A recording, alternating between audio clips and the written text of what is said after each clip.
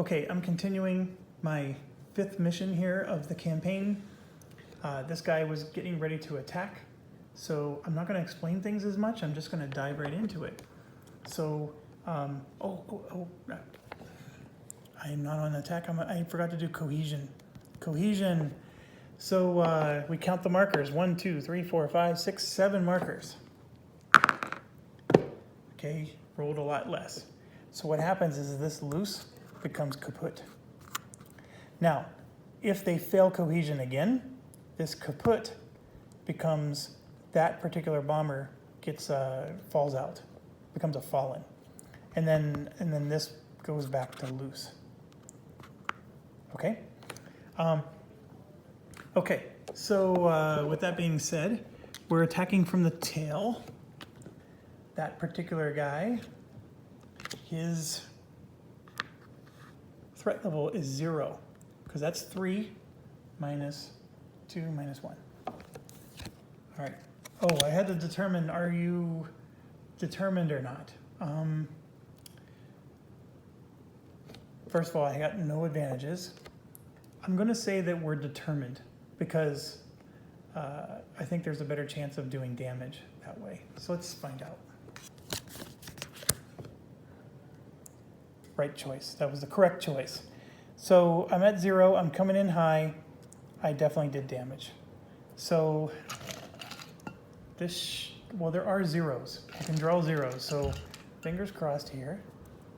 All right, I got a wing hit. I rolled an 8.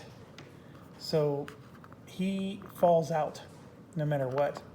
And that would have definitely done him in. So no matter what, he was done for. These go away. All right, so we grab a fallen. Now another bomber's fallen. And these are cumulative. So this affected the 4 around it, right? Oh. I made a mistake. For those of you watching this video, this 3 is not affected by that 1. This 3, this 1 only impacts those 4 numbers. So that's a mistake.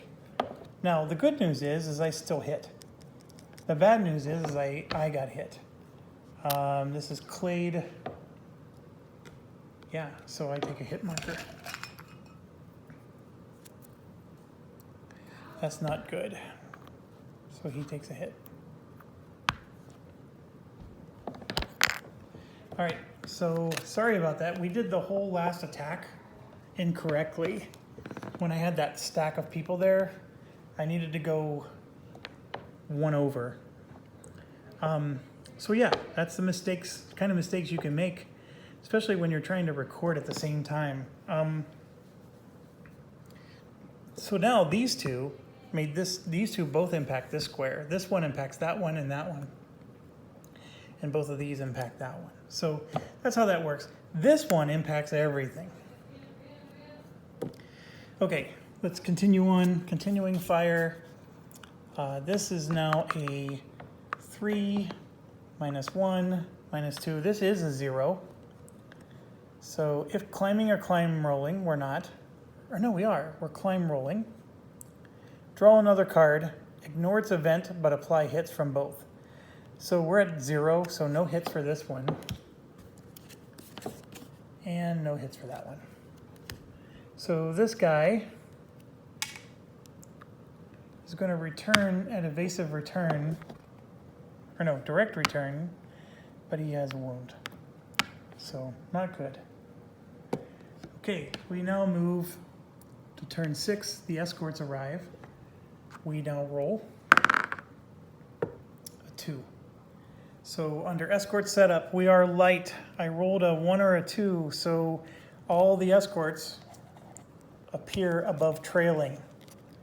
Now this is confusing, but basically above trailing, they have the best ability to intercept your fighters. If it's below trailing, they can intercept your fighters on the tail, the flank, but only in specific spots. So you can sort of like, as long as you avoid those spots, you're okay. And then the same with forward. But when they're up here, they just go where you are, boom. It doesn't matter, and you're just toast. So when they intercept you, even if you survive the interception, the mission is basically over. Your fighter's, going to be so tied up in the dogfight that the bombers are going to just fly away. And so you have to be really careful. That's actually what's caused me to get 0 victory points every time. Okay, back to this. We got move. So there's nobody to move. We have return. 1, 2, 3. That's it. And now we have recovery. So we're going to roll, hope to get a 7 or better. Look at that. Woo! All right, I survived. Okay, so he stays where he is. He doesn't get to move. And now we go to cohesion. There are 3 markers. At 10 is fine, no cohesion issue. It would have been really sweet if I would have rolled perfect with that. This would have dropped out and I would have gotten the entire element, but that's not to be. Okay, and now we do attack. There is no attack. I forgot escort. I skipped escort. So this recovery would not have happened yet. And of course the cohesion check failed, so we don't have to worry about that. But escort. So here's what we do. We roll a die for this above trailing station check table. I rolled a 4. So the 4 says they're going to go to the return box, tail high. So we take this, and he goes to the return box, tail high. So he's right next to where we're at. This had already moved out of the way. Had this still been there, there would have been a fight, an aerial battle. But now that he's here, they're close, but not yet. So anyways, there's that. And it's only one.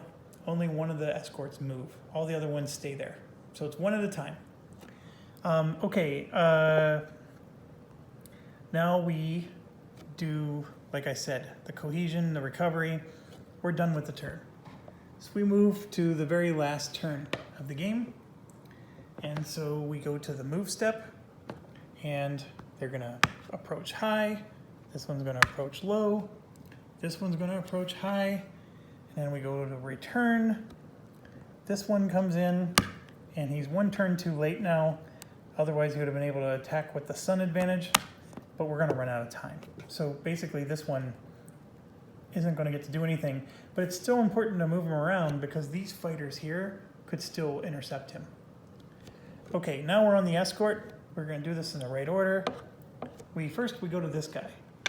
If you were next to them, then they would have, he would have moved to attack, but nobody is. So he actually returns to the below trailing. Then we go here, I roll a die, I rolled a 2. This is tail high, so now it's there. Had we gotten that tail high last time, this one's getting lucky. He's just avoiding that fighter every step of the way. I can tell you with this being the last turn, it's over. I mean, you can take this off the board. You can take that off the board. This guy doesn't get to go again because he already went once. But had you had this situation, you would have rolled a die for this, and then you would have rolled another die for this, because it's one guy from each stack activates. The other thing is like I said here, this would have, had he activated like this, he would have moved over and attacked. He attacks anything around him. And if you somehow moved into his space, attacks happen that way too. So you got to avoid them. Anyways, we're to the cohesion check. There's 3. Okay, so cohesion failed, or passed in their case. Now we get to attack. So there's a lot going on here. This kaput gives a -2 to everything here. There is no reason to go after these other 3 elements at this point. So I am going to pick on this bomber. And this one's going to attack low. these two are going to attack high, and I'm going to use my, since I finally have different altitudes, they're attacking high.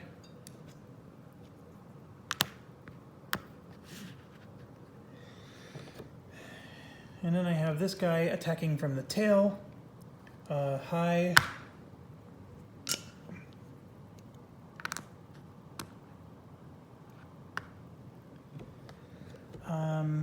They're all going to be direct. Are they? We're going to do evasive for all of them. And I believe I forgot this step the last time. Or no, so you only do collision checks if there's more than one fighter in a spot. Oh, this is only one fighter. There's no collision check with that one. But over here we are, and I'm going to do the collision check with this guy. So, flip it over. So proximity. So since we're evasive, nothing happens. Okay, you might be wondering, with the collision check, you just pick one, and it's your choice. So you can just pick anything. I picked him because since I have two different altitudes, this is the only low altitude one, I now get this advantage, which will cancel a hit. So I'm going to put that on the board. I get this advantage because I have two fighters in the same space. That'll cancel a hit. And then I get this one, which gives me 2 extra hits. And so I'm going to just start with the guy at the tail. So come over here, I'm going to draw a tail card. That's a 4, because he came in high altitude. I'm going to do this properly. It is not impacted by this, not impacted by that, but this one gives it a -2, so that's a 2. It's coming in high with a 2 and evasive, so nothing happened. All right, I'm going to use the swarm right away and just do 2 damage, because this is all or nothing. I'm either sinking this thing or I'm not. All right, 1, 2, 1, 2. Okay, we'll start with this one. I rolled a 5, so we flip that over. Very nice, 4 damage. And then this one, we have a real good shot. 10. The bomber drops out. So, if I can find, he's fallen. All right, so the entire thing's done. Now we got 3 more from the front, the nose, so I'm gonna draw 3 cards. Since all 3 bombers are gone, there's no threat, so starting with 1, it's gonna progress 2, 1, and he's gonna go into this other element, because that's what progressing 2 does. Oh, I made a mistake every round. In this round, the thing I forgot to do is I forgot to say if they were moving to the tail or if they were moving to the side. And in my case, the tail is fine, which is what I just did. Okay, so the next one is this guy. So he actually would have damaged the plane, but he moves 2. And then we're going to do the low altitude guy. And they're all moving to high altitude, by the way. This one, they're all climbing. Is just 1. So he ends up here. Okay, so now we do, so here's the another rule. These 2 canceled hits do work against these 2 guys, because I have to do the continuing fire check, which are those cards up there. These 2 moved into a new element, so these 2 protections don't help them at all. So they're a problem. So I'm going to start with them. This guy right here, who is Schmidt, has a 3. If diving, we're not. So skip that. We're 3 evasive, so we're fine. So Schmidt returns. This one,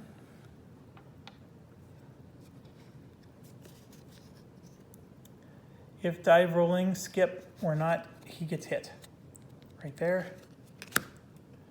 So he is Bauer, so he gets a hit. There's nothing I can do about that. So I'm going to draw a hit. Not good. And he's going to go there. Now these two, we're going to go with this guy first. That's a 0. Lucky shot. If pilot is expert and bomber is in its space, that bomber is damaged. Fighter may not be low ammo. In its space would mean this bomber here. So I don't get to do it. But yeah, nothing happens. That's a really nice card. And he's going to return. And then last but not least, I have to shuffle a deck, but I'm just going to grab one card. And he takes a damage. I'm going to roll a die. I rolled a 10, it's even. Place a damage marker on the nearest bomber. So we're here, 2 spaces away. This is 1 space away, either of these bombers. I'll damage this one. So unless I roll a 10, it's not going to matter because this isn't going to sink them. And it's the final turn of the round. So I'm just going to throw the damage counter away. And we take a damage. He is Newman. And Newman used his thing, but Newman can use one of these to cancel the hit. And he is going to go back. All right, so the mission is over. I'm going to just collect up my cards here.